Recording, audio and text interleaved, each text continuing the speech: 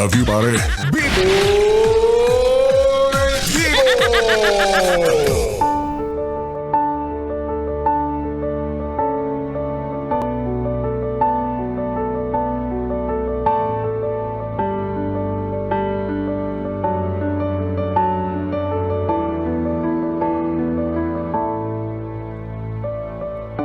Yes, friend, ako'y nagbabalik, DJ B-Boy Bibo, para sa ating tuloy-tuloy na BB Time tungkol sa usaping ex-jowa mo. Oy, kinikilig ka naman masyado.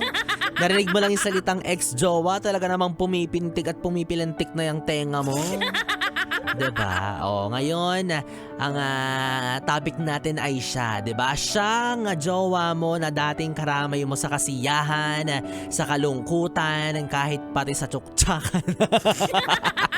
Na akala mo walang hanggan, pero diba? Bigla na lang siyang naglaho na parang bula, na parang walang nangyari, diba? Na para bang wala kayong mahabang panahon na pinagsamahan, na para bang wala kayong mga pinagdaanan, no? Ex mo na dati ay mahal na mahal mo, kaso wala no? Masasabing mukhang hindi talaga kayo yung tinadhana. Kaya yung relasyon ninyo noon na sobra mong inalagaan, sobra mong pinanghawakan, sobra mong pinagkapitan, ngayon ay napunta lahat sa wala. Ano te? Kaya pa te? Sakit na masyado te? Kaya mo yan te? Ganon talaga, yes friend, no? Sa buhay naman talaga natin isa yan sa mga hindi natin maiiwasan. As someone na marunong magmahal, as someone na isinosurrender ang puso sa ibang tao, di ba? Parang ano yan ano bang tawag doon? Trial and error. Yan, 'di ba? Try and try until mahanap mo yung taong para talaga sa iyo nakalaan.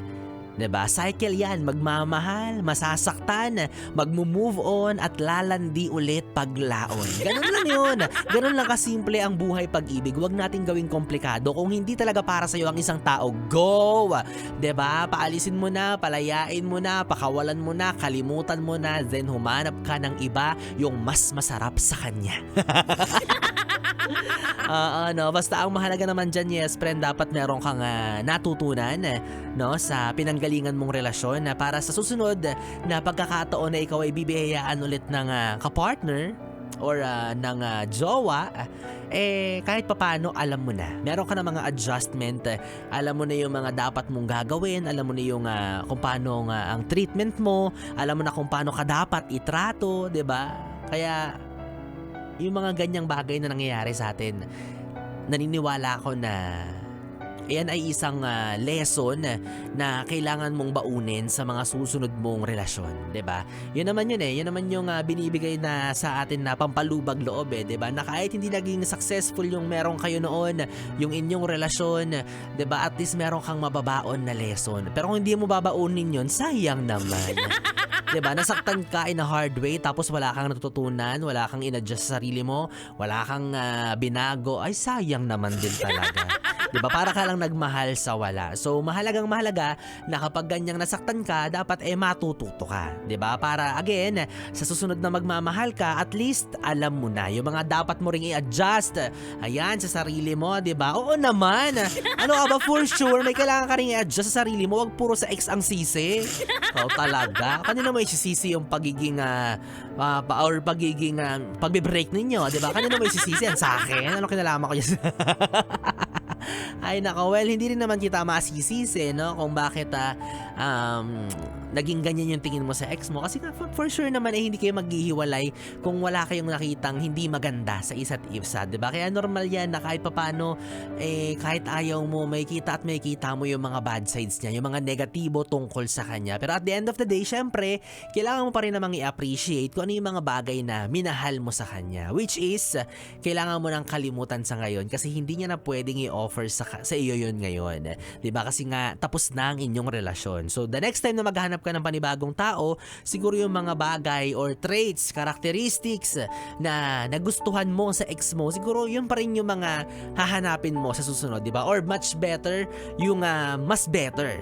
'Diba? Or hindi naman kaya yung mga ayaw mo sa kanya noon, ayun na yung iiwasan mo sa mga bago mong hahanapin ngayon. Pero depende rin kasi yan no? Yung mga ganyang instances, hindi natin masasabi kung sino yung taong susunod nating mamahalin, hindi natin mapipili kasi kapag mayroon namang ganyang landian stage, o kaya getting to know, hindi mo naman talaga totally nasasala yung ugali ng taong kinikilala mo until mahulog ka na lang, mapalalim na yung pagmamahalan nyo sa isa't isa, tapos doon nalalabas yung baho at kasingit-singitan ng ugali ninyo. Diba? Ganun yun. So, depende pa rin talaga yan sa pag-handle ninyo ng relasyon. Depende yan sa pag-handle ninyo ng isa't isa. At syempre, yung mga ibang mag-ex naman dyan, nakadepende rin kung paano nga paraan sila naghiwalay, no? Kung niloko ka, nagloko ka, yan for sure, diba? May galit talaga dyan. Hindi yan talaga maiiwasan at hindi yan madaling kalimutan. Pero yung ibang case na parang one day, pagdilat nila sa umaga, kahit magkatabi pa sila sa kama, para bang natanggap na lang nila both na hindi talaga sila para sa isa't isa and they choose to end everything ng maayos. And possible din po yun, di ba? Pwede rin naman yun, yung para bang mutual na ang inyong desisyon na tapusin na ang inyong relasyon. Kaya kung ako ang tatanungin, kung pwede bang maging kaibigan ang iyong ex, siguro, no, baka, depende, mukhang pwede naman. Again, nakadepende yan sa kung paano nagtapos or paano kayo nahantong sa hiwalayan, di ba? Pero kung naging maayos naman, okay lang for me. Walang problema doon. Parang, I mean, not BFF levels, ganun.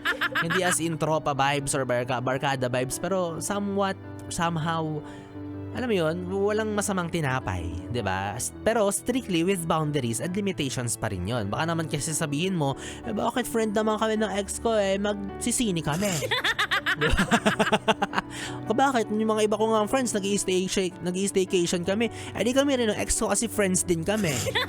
Diba? Wag ganon. Syempre, dapat meron pa rin limitasyon. I mean, not that type of friend, no, na makakasama mo sa bonding, mayayaya mo ng kayong dalawa lang, but that kind of camaraderie na alam mo na itong taong to minsan kung nakasama sa saya, dinamayan ka ng mga panahong nalulungkot ka. So parang it's about appreciating kahit papaano yung pinagsamahan ninyo. And again, kung naging okay and smooth naman yung hiwalayan ninyo, I think for me in my opinion, okay lang yun. Pero if tragic or masalimuot talaga yung hiwalayan, traumatizing, then I think yan yung sign or talaga namang wala nang sign, di ba? Direktahan na kailangan mo na talaga siyang layuan. Kailangan mo na talaga siyang iwasan, lalo na kapag nakikita mo siya tapos nare-remind ka sa trauma, di ba? Kailangan mong iwasan yung taong yan. And pwede rin naman kapag yung bago mong partner medyo maselan, medyo hindi siya komportable na nakikita kang nakikipag-chami-chami sa ex mo. Pwede rin yan, di ba? Pwede mo rin siyang iwasan at maiintindihan naman niya ng ex mo kasi kung hindi, ay baka mahal ka pa niya. And reminder lang, no, mga yes friend, na hindi lahat na nakipaghiwalay sila yung masama. 'Di ba? Hindi lahat ng nakipaghiwalay sila yung nagsawa. Kasi baka mas malakas lang yung loob nila na tapusin yung mga bagay na alam niya nga hindi na talaga mag-work pa at hindi na pwede pa. 'Di ba? At kung ipagpapatuloy pa, alam niyang magsasayang lang kayo ng oras. At hindi rin naman lahat ng iniwan niloko, di ba? Wag naman kayo masyadong pa-victim. Ay, nako pag sinabing, iniwan niya ako ibig sabihin ikaw na yung biktima. Hindi ganun yun. Di ba? Yung iba, deserving naman talagang iwan kasi, tarantado. Diba? Kaya may mga ganyang instances. Ay nako, yan ang sinasabi ko sa inyo, buti pa ako wala akong planong makipagbalikan sa ex ko. Never. Neverrr. Hello, yung gas nga sa bahay namin pag naiwan kong bukas hindi ko binabalikan, ikaw pa kaya? Charot lang, baka awayin ako ng kapitbahay namin, marinig niya to. Anyways, kung nami-miss mo rin ang ex mo sa mga oras na ito, yes friend, pues ibang ex ang isusupalpal ko sa'yo ngayong gabi. Huwag ka nang magalit dahil alam kong magugustuhan mo to. Malaki-laki to. Dahil dyan, yes friend, eto na ang ex mo. Ang ex mo na hinihintay mo, ang extra money. Ayan, ikaw talaga kung ano-ano iniisip mo diba? Dahil ito na nga ang pagkakataon para i-anunsyo kung sino nga ba ang mapalad na nanalo ng tumataginting na 500 piso para sa ating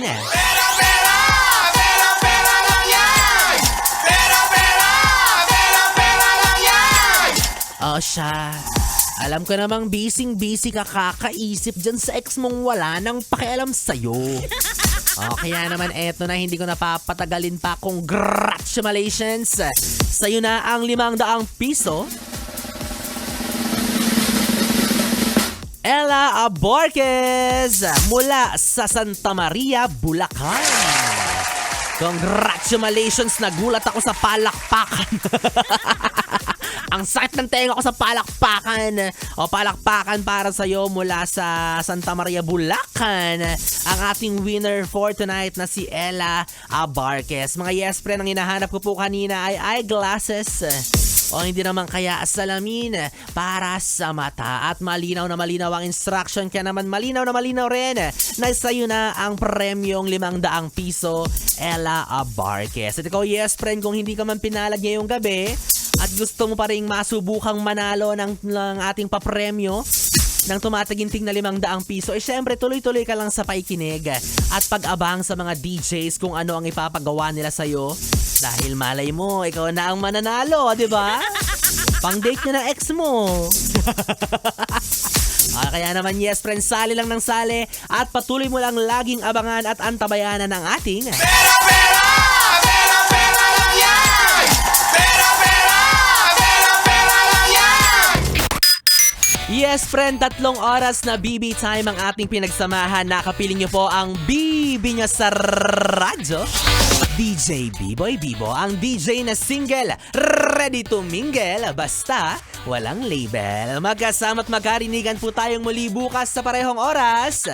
Dito pa rin at dito ka lang sa 101.1 Yes FM. Solid! Good night, BB! Mwah, mwah.